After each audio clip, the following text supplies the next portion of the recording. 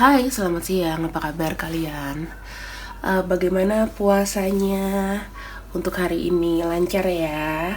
Oke, teman-teman, aku ingin membacakan sebenarnya ada problem apa sih yang kamu hadapi di hubungan percintaan kamu, ya, antara kamu dengan dia.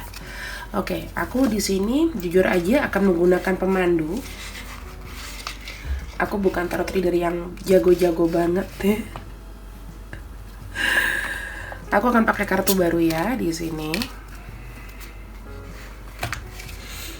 Oke, tebarannya kita buat tebaran tertutup, jadi aku nggak akan langsung membuka tebaran. Oke, untuk kartu pertama, kita akan buat tebaran dengan 6 kartu. Sekarang isu yang kamu hadapi, isu penting yang perlu kamu tahu atau kamu hadapi saat ini apa, mengenai apa antara kamu dan dia. Kemudian hambatan terkait dengan situasi atau isu yang sekarang.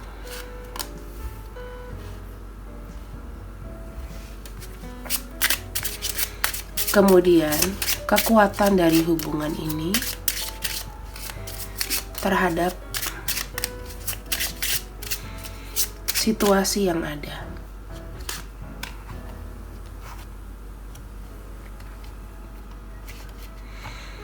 Keempat,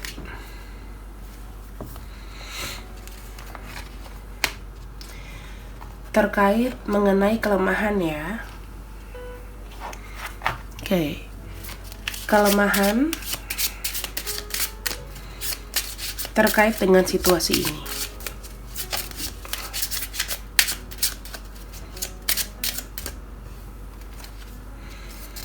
Kita akan lihat kelemahan terkait akan situasi ini.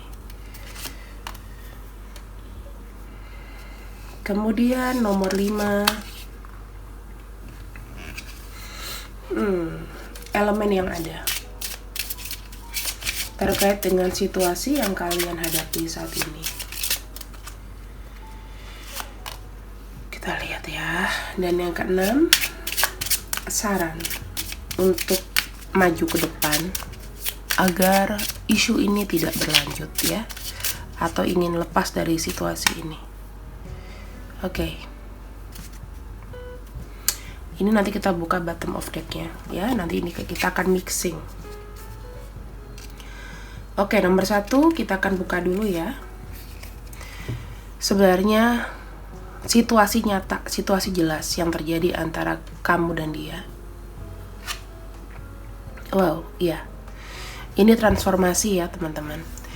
Aku melihatnya transformasi adalah ini salah satu dari kalian itu, ini sama dengan kartu death ya. Kalau terkait dengan transformasi, artinya seseorang di sini itu mulai lagi kayak menata hidup. Ibaratnya ya, tadinya dia tidak, ibaratnya kepompong jadi kupu-kupu gitu ya. Terkait dengan transformasi, mungkin kita ngerasanya kayak, apaan sih, kamu tuh udah cukup baik sebenarnya, tapi dari salah satu pihak akan berpikir, enggak, aku nggak cukup baik. Kadang-kadang terkait dengan masalah transformasi ini bisa menjadi perkembangan loh, perkembangan yang kadang-kadang bisa positif atau negatif ya kan. Jika ini terkait dengan isu, maka ini harus diperhatikan. Gini, karena transformasi itu kan sesuatu yang tidak pasti. Jadi kamu berdealing dengan seseorang yang mungkin dia punya past trauma atau trauma banget, trauma batin, dan sekarang tuh dia ingin mengubah hidup, tetapi belum ada planning. Ibaratnya gitu loh, belum ada planning. Terus dia itu lebih kayak cari zona aman. Ya mungkin hubungan kalian ya kayak kayak pacaran gitu ya. Mungkin dia pacar kamu, tetapi ada sisi dinginnya. Kenapa? Karena dia nggak mau sakit lagi gitu loh. Ya, perubahan yang kayak gini nih, yang kadang-kadang memblocking. Ya, apa aja yang bisa blocking, kita akan lihat. Perasaan kamu, intuisi kamu. Ya, ini antara blocking di antara kalian tuh intuisi. Jadi kadang-kadang gini, kita bisa salah kode. Salah kodenya itu apa sih, teman-teman? Dengan adanya ketidakpastian yang aku bilang sebelumnya, kita tuh salah tangkap. Kadang-kadang segala gerak-geriknya dia itu akan membuat kita salah paham. Ya, salah paham. Kadang kok dia orangnya hangat, kadang kok enggak. Ya karena dia belum ini loh, ibaratnya kayak belum pakem, belum tahu dia tuh yang terbaik harus gimana. Transformasi itu kan ibaratnya kayak satu perjalanan baru yang sebelumnya dia tuh nggak pernah kayak gini. Dia tuh kayak keluar dari zona nyaman gitu loh. Dan untuk itu dia sangat berhati-hati. Maka di sini tuh akan memblocking intuisi kalian sebetulnya. Jadi yang kalau misalnya kalian kangen, kadang ada yang suka nahan banget, nggak mau terlalu diomongin. Kenapa? Karena takut jatuh, takut sakit. Ya, karena ada trauma dari masa lalu, orang itu bisa bertransformasi. Aku nggak mau bodoh mungkin tadinya dia bucin sama kamu, tiba-tiba ada satu hal, kalian berantem hebat, atau dalam kondisinya dia juga ada masalah, tiba-tiba jadi berubah. Jadi jarang hubungin kamu, jadi dingin ya. Kamu kayak ngorek hati dia itu sedikit-sedikit gitu. Itu ada semacam orang tuh udah traumatik dan pasti udah janji ke diri sendiri bahwa gue tuh harus jadi orang yang kuat, gak boleh terlalu lemah. Itu udah merubah tatanan standarnya dia gitu loh. Jadi ya di sini intuisi kalian ya bisa salah kode, aku bilang. Ya ibaratnya salah kode itu salah tangkap signal.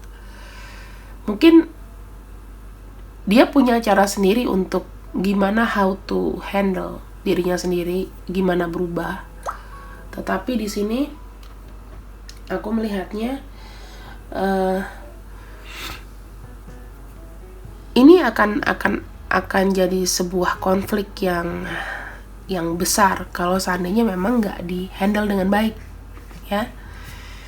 Karena kalau terkait intuisi, masalah perasaan, kadang-kadang kita tuh bisa kayak kamu nanti akan banyak berpikiran negatif thinking.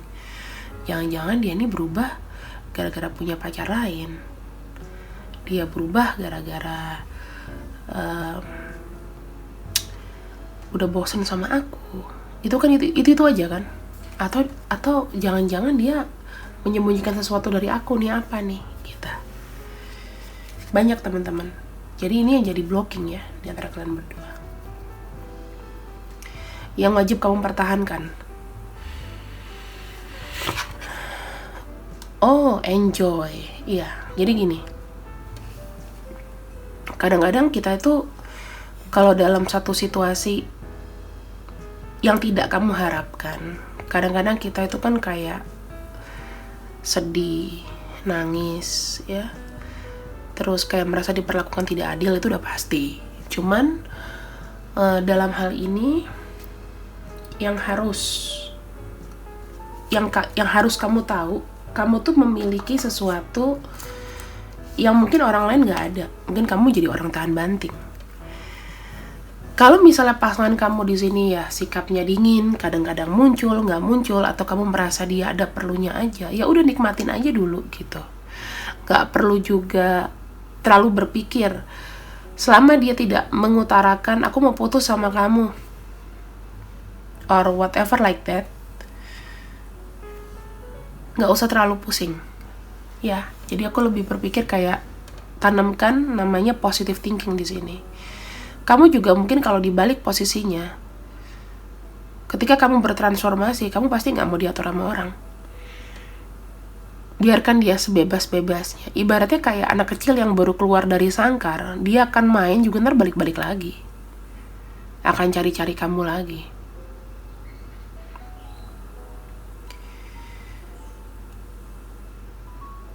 Ini harus kamu tahu sih dalam proses hubungan. Jadi pacaran tuh nggak sekedar pacaran. Oh, kamu harus ada sama aku pas malam minggu, kamu harus makan berdua sama aku, harus ketemu setiap hari. Ketika kamu sudah mulai umur-umur di atas 30 ya, atau di atas 25, 26, itu udah gak kepikiran gitu sih.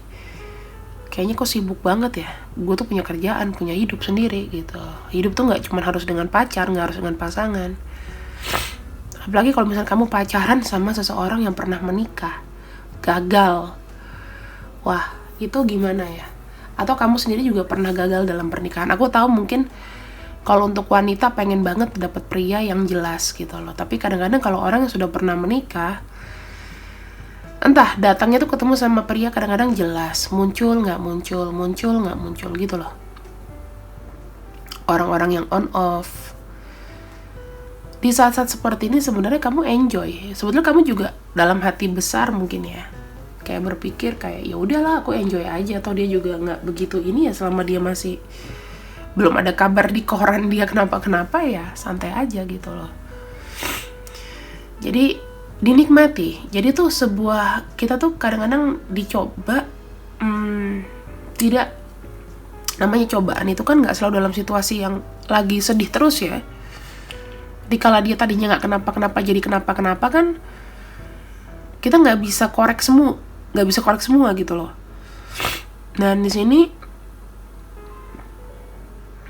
yang bisa kamu lakukan adalah, yang kamu harus tahu, kamu tuh masih punya kekuatan untuk menikmati setiap proses, jatuh, naik, turun. Ya, itu masih ada enjoy-nya, masih kamu enjoy dulu, masih ya nikmatin aja. Harus menerima gitu loh. Ibaratnya harus menerima situasi kondisi yang ada oleh pasangan kamu.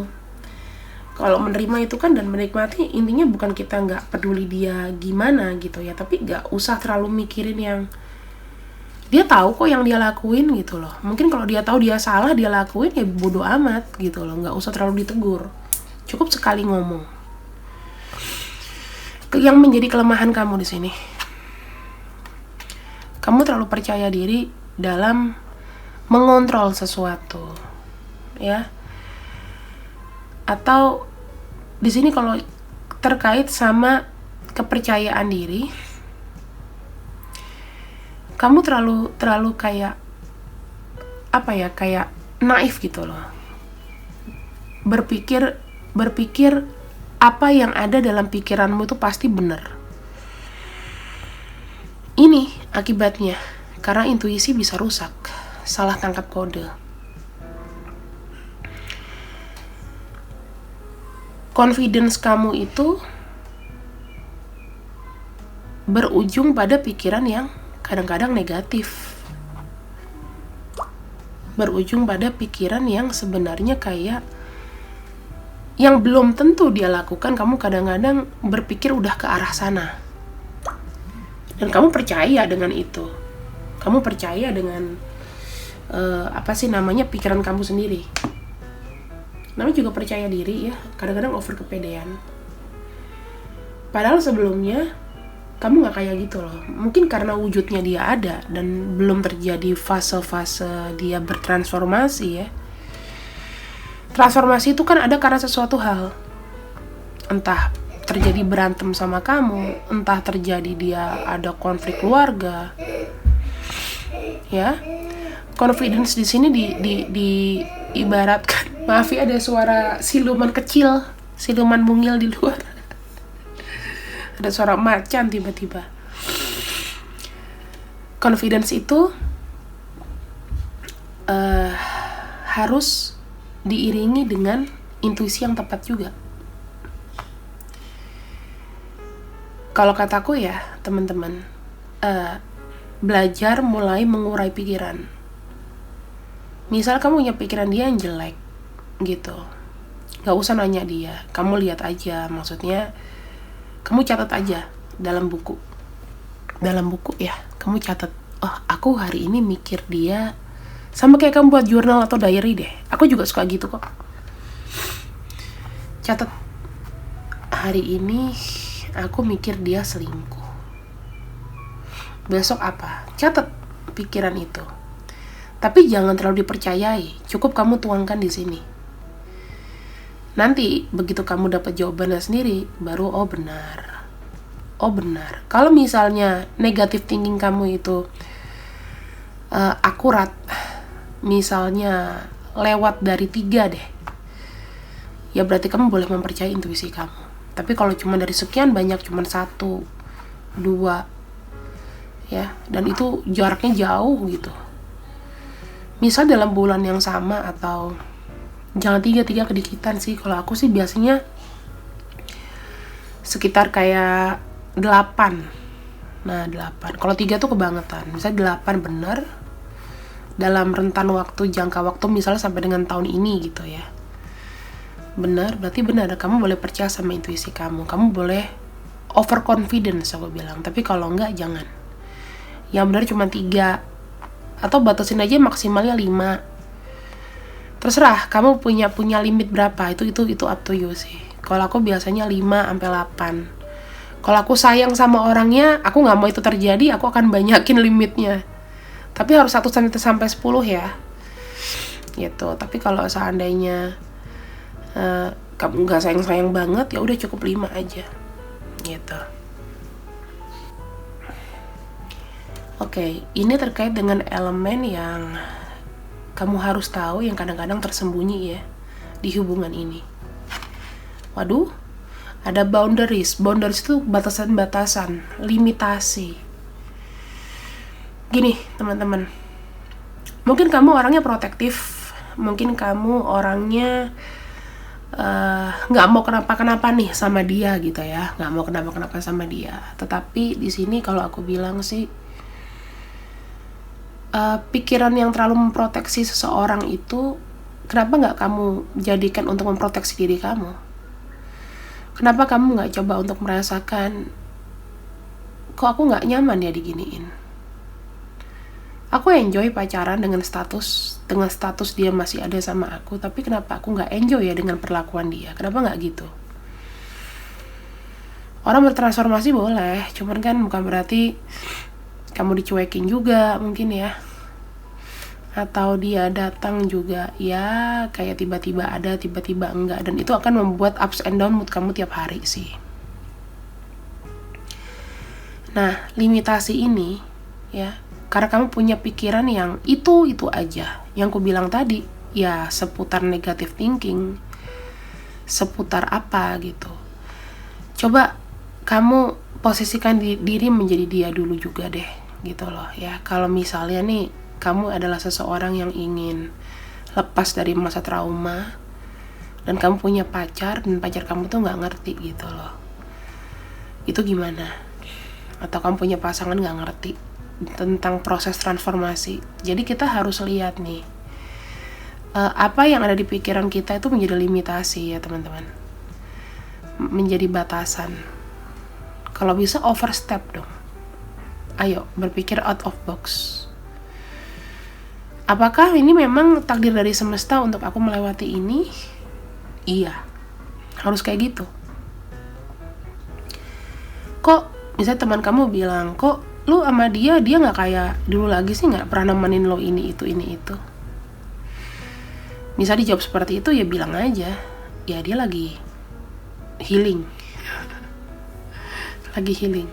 Jadi aku juga nggak mau rusak atau mengganggu. Sampai kapan sih orang itu bertahan kayak seperti itu? Transformasi itu pasti kan ada akhirnya, ada endingnya, walaupun itu lama ya. Tergantung dari fisik dan pikiran orang tersebut. Tapi kalau seandainya memang kamu di sini juga udah ngurusin diri kamu aja kadang berantakan, kamu bikin orang lain, ngapain gitu? Jangan semua permasalahan ini tuh kamu buat tuh menjadi limitasi kamu untuk kamu nggak ngapa-ngapain gitu loh. Mikirin dia terus, Walaupun dia cuma ada kabar sekali 2 kali itu udah cukup. Atau besoknya dia nggak ngabarin kamu, besoknya dia udah ngabarin kamu, itu udah cukup nih menurut aku ya. Nggak usah terlalu banyak bicara di chat sih. Kalau menurut aku. Kalau aku tipenya ketemu langsung gitu loh, karena aku paling malas ngejawab chat kecuali dari klien. Ya, itu pun yang udah bayar. Karena kalau belum bayar kan ini namanya jasa. Gitu, ngapain gitu loh. Ramah tamah itu ada, tapi kalau bisnis is tetap bisnis. Dan yang terakhir, kita akan lihat jalan keluar atau solusi dari masalah ini. Divinity. Ini ada gambar sayap malaikat ya. Kita akan lihat di sini. Divinity. Pasrahkan sama ilahi. Keilahian. Kita akan lihat artinya. Jujur aku nggak tahu. Kita akan lihat dari buku panduannya ya. Habis itu baru aku jelaskan. Aku tidak malu kok kalau misalnya emang aku nggak bisa, ya aku bilang nggak bisa, daripada ngaco ya kan. Ya, jadi setiap orang itu pasti punya sisi eksistensi ya. Ya kan. Kadang-kadang kita itu nggak lepas dari namanya kesalahan, kritikan, dan lain-lain.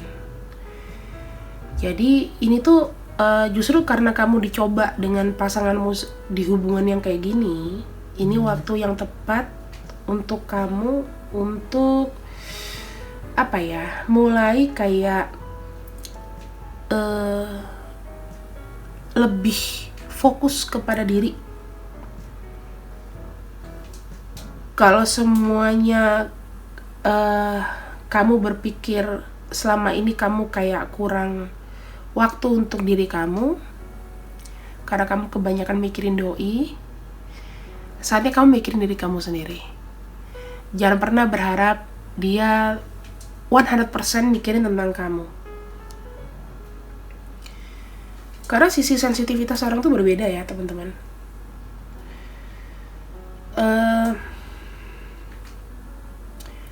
Aku lebih melihat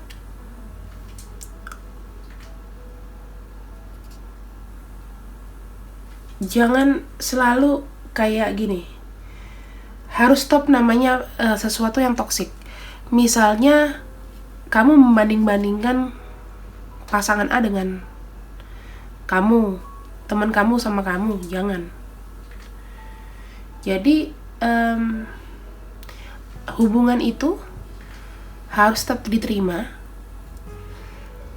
perfect maupun tidak perfect. Jangan kamu bandingkan dia yang dulu dengan dia yang sekarang. Berarti di sini kan ada sesuatu yang aku bilang bahaya, ya. Bahaya itu ada sesuatu yang di sini aku bilang sesuatu yang bisa merubah, ya. Awalnya ini mengenai transformasi loh teman-teman. Kamu harus tahu. Ya, transformasi ini mengenai apa? Kenapa dia di sini ada transformasi? Dan ini aku bukan buka sekarang.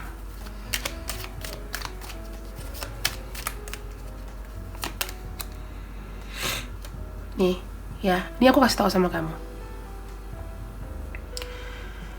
Dia melakukan transformasi dikarenakan kebahagiaan dia itu sempit. Dia fokus dengan orang-orang yang disayangnya terus. Dia fokus sama kamu. Dia fokus sama siapa? Dia fokus sama siapa? Sama orang-orang yang dia sayang. Akhirnya dia capek.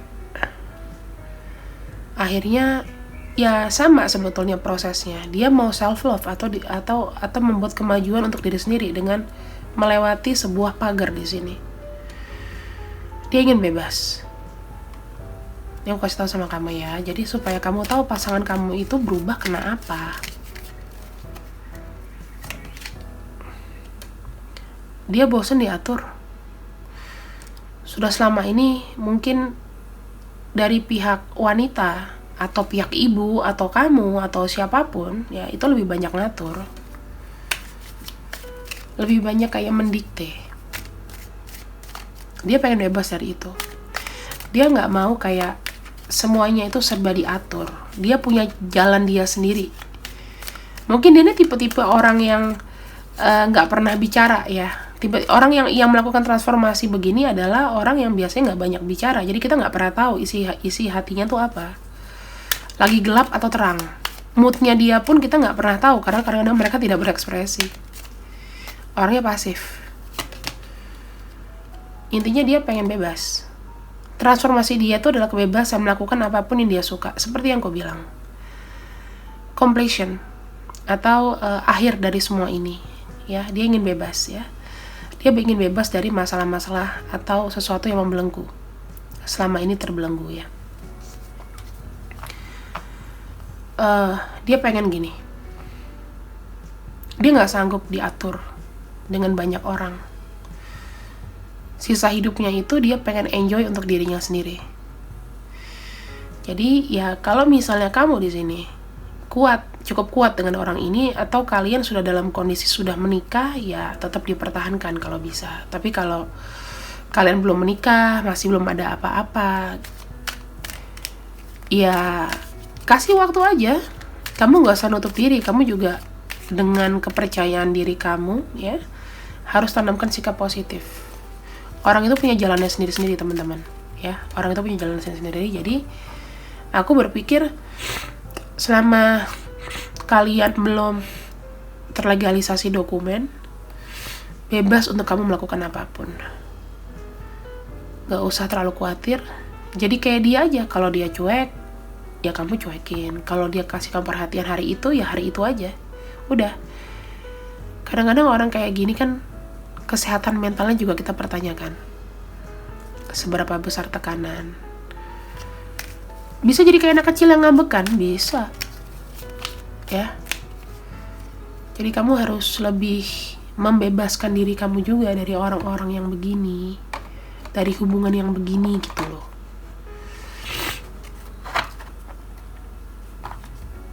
Pada dasarnya hubungan ini ya kamu sama dia pada akhirnya itu ada journey yang berulang-ulang, ada karma yang berulang karena ada gambar ini ya. Memang sudah menjadi takdir kalian. Kamu di circle yang ya perjalanan yang penuh dengan drama. Kalian terkoneksi tapi penuh dengan drama.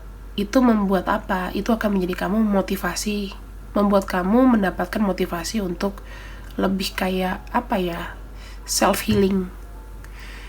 Semakin banyak kamu mandiri, semakin banyak kamu belajar.